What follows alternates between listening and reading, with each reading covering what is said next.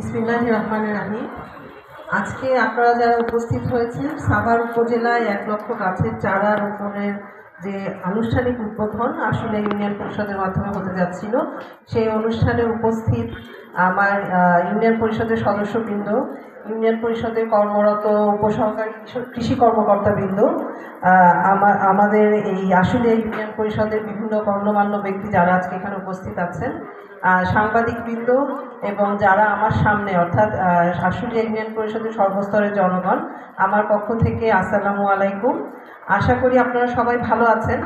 আমি প্রথমেই আপনাদের কাছে দুঃখ প্রকাশ করছি যে আপনারা আমাদের প্রোগ্রামটা যেহেতু সকাল 11টায় ছিল, আমাদের একটা প্রস্তুতি রাখার জন্য আমরা আপনাদের অনেক সকালে আসতে বলেছিলাম, কারণ উপজেলা থেকে যেহেতু আমাদের সাভার ইউনিয়নের সরকারি সর্বোচ্চ পর্যায়ের কর্মকর্তা অর্থাৎ উপজেলা নির্বাহী অফিসার স্যার এখানে উপস্থিত হয়ে নিজ হাতে আপনাদের মাঝে চারা বিতরণের ইচ্ছা প্রকাশ করেছিলেন এবং সেটা স্যার বলেছিলেন 10টা থেকে 11টার মধ্যে উনি করবেন। তো এই জন্য আপনাদেরকে আমরা আসতে বলেছিলাম এবং আমি জানি যে অপেক্ষার প্রহরটা কত দীর্ঘ হয় এবং এটা কত বিরক্তিকর। এই জন্য আমি আপনাদের সবার কাছে আসলে ইউনিয়ন পরিষদের পক্ষ থেকে ক্ষমা চেয়ে নিচ্ছি যে আপনাদের অনেক মূল্যবান সময় আজকে আমরা নিয়ে নিয়েছি। কিন্তু আগে আমার যিনি ইউপি সদস্য বেলায়েত ভাই, সম্মানিত ইউপি সদস্য, উনি বললেন যে একটা অনাকাঙ্ক্ষিত ঘটনার কারণে স্যারকে আমাদের আশুলিয়ার খুব কাছে এসে ফেরত যেতে হয়েছে। তো বিষয়টা এমন হয়ে গেল যে স্যারেরই একটা বড় ইচ্ছা ছিল যে আপনাদেরকে উনি নিজ হাতে চারা বিতরণ করবেন, কারণ এই যে সূত্রপাতটা আজকে ধামসোনা ইয়ারপুরে ওনার হাত দিয়ে হয়েছে, আশুলিয়া দিয়ে আজকের কর্মসূচিটা শেষ হতো এবং আপনারা জেনে খুশি হবেন যে সামনে যে 12 তারিখ আছে অর্থাৎ শনিবার, ওই দিন আমাদের যিনি এখন পরিবেশ উপদেষ্টা আছেন উনি উপজেলায় এই কর্মসূচিটার সমাপনী করবেন। অর্থাৎ সারা সাভার উপজেলায় উপজেলা প্রশাসন সাভার থেকে যে বৃক্ষরোপণ বৃক্ষ বিতরণের যে কর্মসূচি সেটার সমাপনীটা হবে সাভার উপজেলায় 12 তারিখে। তো যাই হোক, যেটা স্যারকে আমরা পেলে হয়তো আমাদের সবারই অনেক ভালো লাগতো, বিশেষ করে আমার, যেহেতু আমি আপনাদেরকে বসিয়ে রেখেছিলাম স্যারের সাথে দেখা করানোর জন্য, যে উনি যেহেতু এখানকার সর্বময় কর্মকর্তা এবং আপনারা আশুলিয়ার জনগণ, ওনাকে স্বাগত জানানো বা উনি আসছেন শুনে আপনারা এখানে আসছেন এটা দেখলে স্যার অনেক খুশি হতো। তো যেহেতু সেটা হলো না, সেজন্য আজকে আমাদের তরফ থেকে আপনাদেরকে আমরা 2টো করে চারা দিয়ে দিব। একটা আপনারা আপনাদের বাড়ির আঙিনায় লাগাবেন এবং আপনারা যে এলাকায় থাকেন একটা করে চারা আপনাদের রাস্তার কোনো একটা জায়গায় লাগাবেন, যে জায়গাটা আপনি পরবর্তীতে দেখভাল করবেন যে এই গাছটা যাতে সুন্দরভাবে সুস্থভাবে বেড়ে উঠতে পারে। ঠিক আছে, লাগাবেন তো? আচ্ছা, একটা আপনার বাড়ির আঙিনায় লাগাবেন আর একটা রাস্তায় লাগাবেন, কারণ আমাদের স্যারের যে মূল উদ্দেশ্যটা ছিল যে সারা সাভারে 1 লক্ষ গাছের চারা রোপণ করা, এই পরিকল্পনাটা আমরা করছি প্রায় 3 মাস যাবত। তো বিভিন্ন ব্যস্ততার কারণে এটা আসলে বাস্তবায়ন করতে এত সময় লাগলো এবং মূল উদ্দেশ্যটা ছিল যে সারা সাভার উপজেলার রাস্তাগুলো সুন্দর করে কৃষ্ণচূড়া, জারুল, সোনালু এই গাছগুলো দিয়ে সুসজ্জিত হবে এবং সাভার উপজেলা, তারপরে আশুলিয়া এবং এই তৎসংলগ্ন এলাকায় যারা বসবাস করেন তারা যখন আরও বড় হবে এই রাস্তাগুলো, এই পথচারী থেকে শুরু করে যারা এই রাস্তা দিয়ে যাতায়াত করবে তাদেরকে সুশোভিত একটা সৌন্দর্য উপহার দিবে এবং একটা সুন্দর পরিবেশ, ঠান্ডা একটা পরিবেশ দিবে। তো আপনারা সবাই জানেন, যেহেতু আপনারা কৃষিকাজ বা অন্যান্য কাজের সাথে জড়িত আছেন, যে জুন জুলাই মাসটা গাছটা লাগানোর জন্য একটা উপযুক্ত সময়। এই সময় অনেক বৃষ্টিপাত হয় এবং গাছগুলো লাগালে সাধারণত সুন্দরভাবে বেড়ে ওঠে। তো আপনারা নিজ দায়িত্বে আপনার আঙিনায় লাগাবেন এবং যেটা রাস্তায় লাগাবেন একটু কষ্ট করে নিজেরা দেখভাল করবেন। আজ থেকে হয়তো 3-4 বছর পরে আপনার সন্তান, আপনার নাতি নাতিরা যখন যাবে রাস্তা দিয়ে, তখন বলবে যে আমার দাদা, আমার নানা, আমার বাবা, চাচা এই গাছগুলো আমাদের রাস্তায় লাগিয়েছিল, যেটা আসলে ইউনিয়ন পরিষদের মাধ্যমে বিতরণ করা হয়েছিল। আর গাছ ছাড়াও আমি আর একটা কথা বলি, সেটা হচ্ছে যে আমরা আসলে ইউনিয়ন পরিষদ থেকে যে সমস্ত উন্নয়নের কাজগুলো করি আমাদের ইউপি মেম্বারদের মাধ্যমে, সেটার কিন্তু আয়ের একটা বড় উৎস হচ্ছে আপনারা।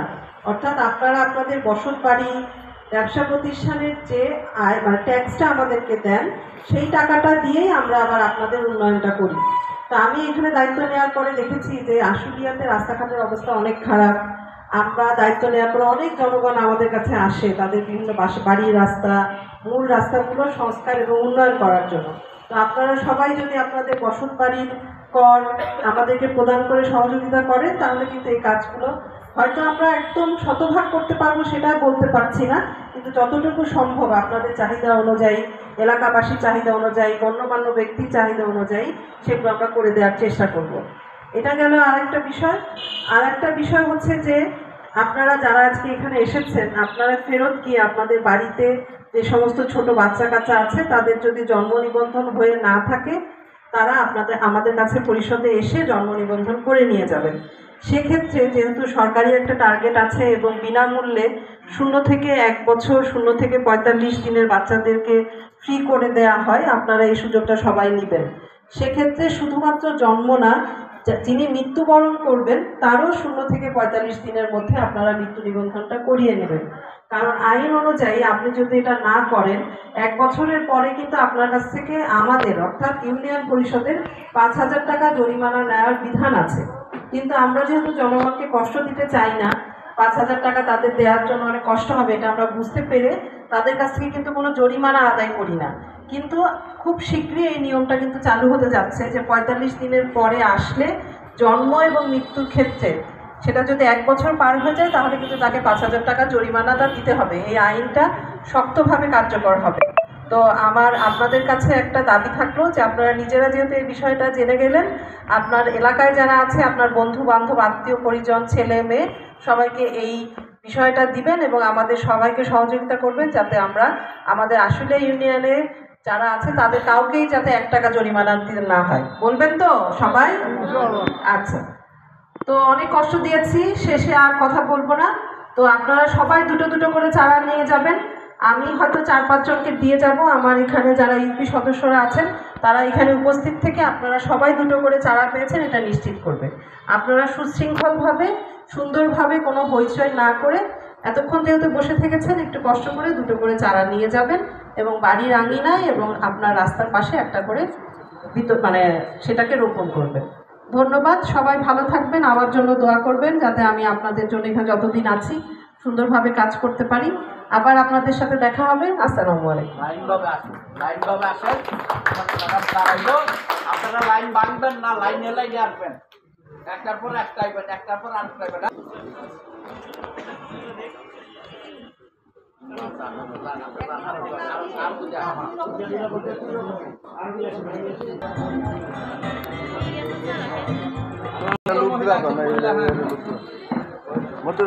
মধুর ভাই, এই ম্যাডাম, হ্যাঁ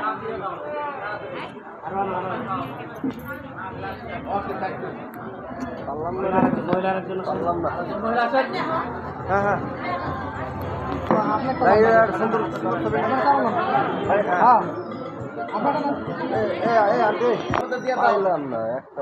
গ্রাম পুলিশ আপনারা সুন্দরভাবে দিয়ে দেন, সবাই জিনিস পায়, সবাই দিয়ে দেন। ম্যাডাম ফেস দেন আপনার এটা আসতে